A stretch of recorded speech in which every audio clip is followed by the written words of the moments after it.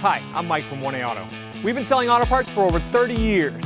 We're dedicated to delivering quality auto parts, expert customer service, fast and free shipping, all backed by our 100% satisfaction guarantee. We've created thousands of videos to help you install our parts with confidence, and that saves you time and money.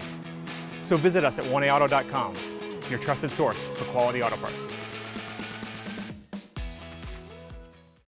In this video, we're going to be working with our 2001 Ford Ranger four-wheel drive. We're going to show you how to remove the old style two-piece upper control arm and replace it with the new style one-piece upper control arm.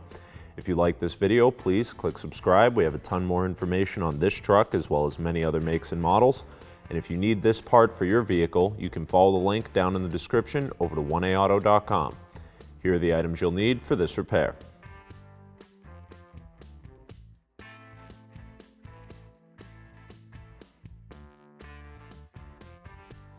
Using a taped flat blade screwdriver, locate the relief cuts in the hubcap. Stick the screwdriver in and pry out to release it from the wheel. This particular truck has a wheel lock on it, so we'll need the wheel lock key in order to remove it. Otherwise, the rest of the nuts come off with a 19mm socket and breaker bar.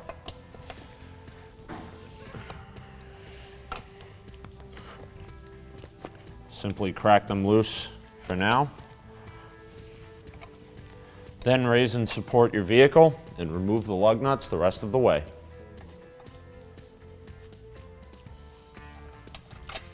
Remove the wheel from the vehicle. Your upper control arm is located here. Loosen this pinch bolt with a 15mm socket, ratchet, and wrench.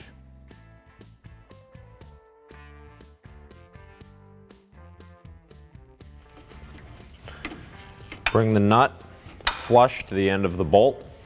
Tap the end of the nut with a hammer to release the bolt from the spindle.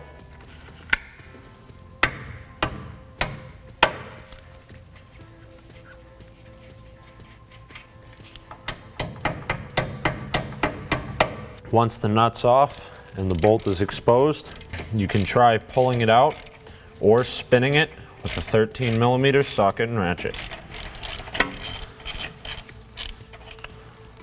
Separate the ball joint from the spindle using a pickle fork and a hammer.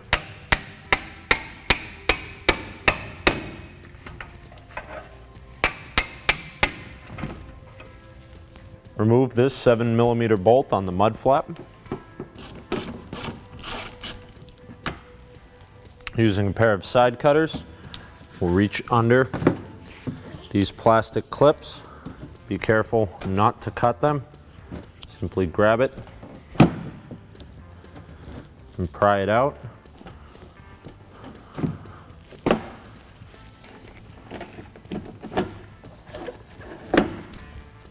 Remove the remaining two 7mm bolts from the bottom side of the mud flap.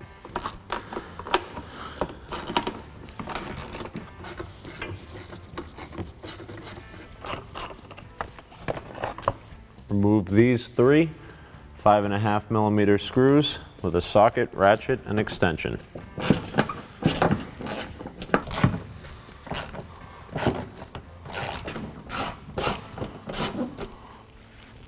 Remove these four 8mm bolts with a socket and ratchet.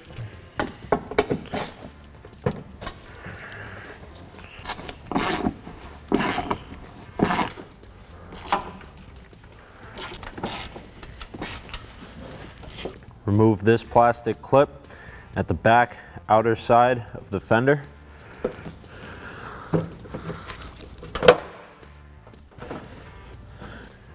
Work the inner wheel liner out of the fender.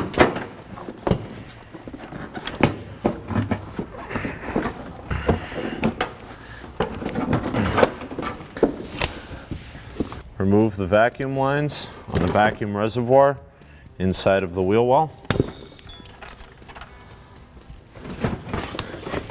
And fully remove the wheel well from the inside of the car.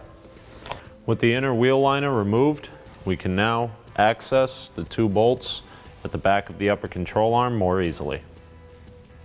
Using a 21mm socket and a breaker bar with a wrench on the opposite side, we'll break loose the 2 bolts at the top of the upper control arms.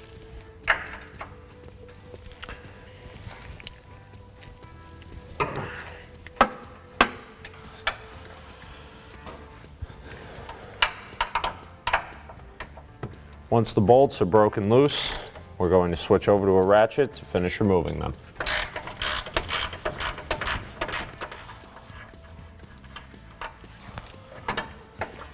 Remove the eccentric plate from the back side of the bolt. Remove the bolt from the control arm. You may have to tap the outer portion of the eccentric plate on the bolt to remove it from the control arm.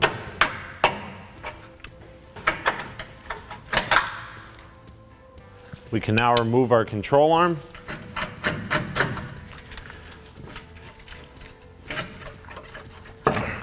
from the vehicle. Install your new control arm. You may have to tap the control arm a bit.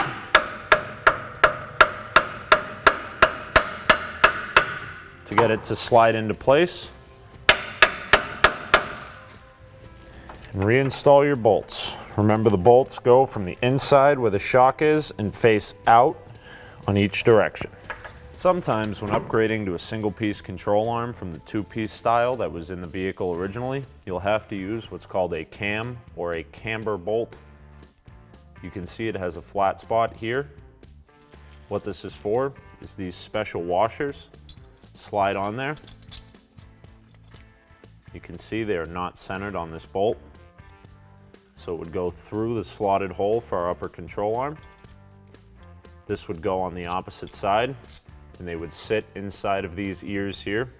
So if you had to adjust the camber and caster of the front end by moving this control arm fore or aft in the opening, rotating these washers while they're pressed against the backings here would slide the bolt forward and eventually backward in the opening, moving the control arm to get the correct alignment angles. While this may not be required in all applications, it's a good idea to have a set handy in case you need them when doing an alignment on the truck. Reinstall the plate onto the back side of the bolt.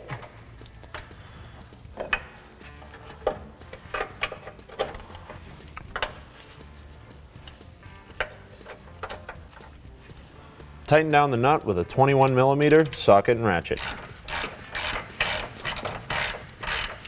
We aren't going to tighten these bolts all the way until we've put the ball joint back in and loaded up the suspension so the bolts are torqued at the proper ride height.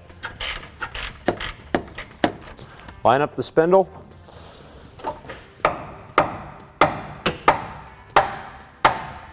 You may have to tap the ball joint into place. Be careful not to crush the backing there.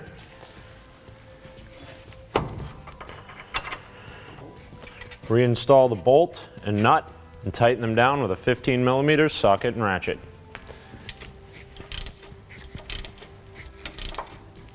Torque this bolt to 41 foot-pounds.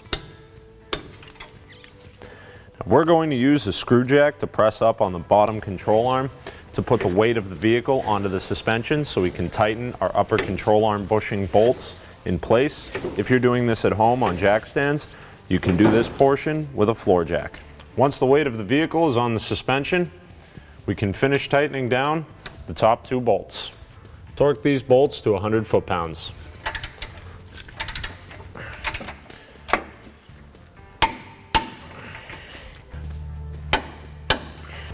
Lower your suspension off of your jack or screw jack. Reinstall the vacuum lines onto the reservoir. The one coming from the firewall goes on the inboard fitting, and the one coming down from the top of the engine goes on the outboard fitting. Reinstall the wheel well liner into the car.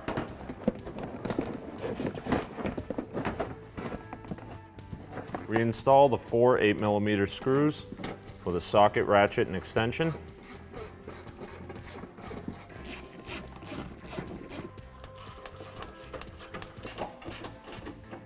Reinstall the three 5.5mm screws.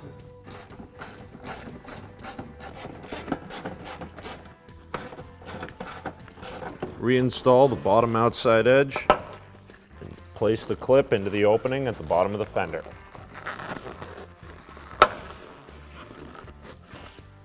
Line up your mud flap onto the bottom of your fender and reinstall the plastic clips. One on the side and one on the top here. Reinstall the three 7mm screws.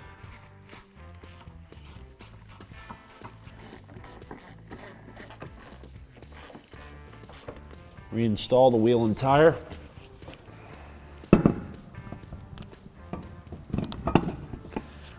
And start your lug nuts by hand.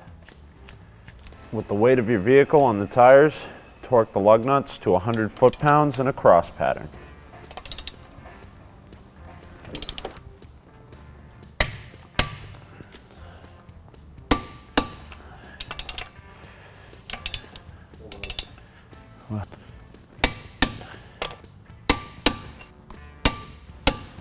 Line up the tabs on the inside of your hubcap to the lug nuts. Tap it back into place. Thanks for watching. Visit us at oneauto.com for quality auto parts, fast and free shipping, and the best customer service in the industry.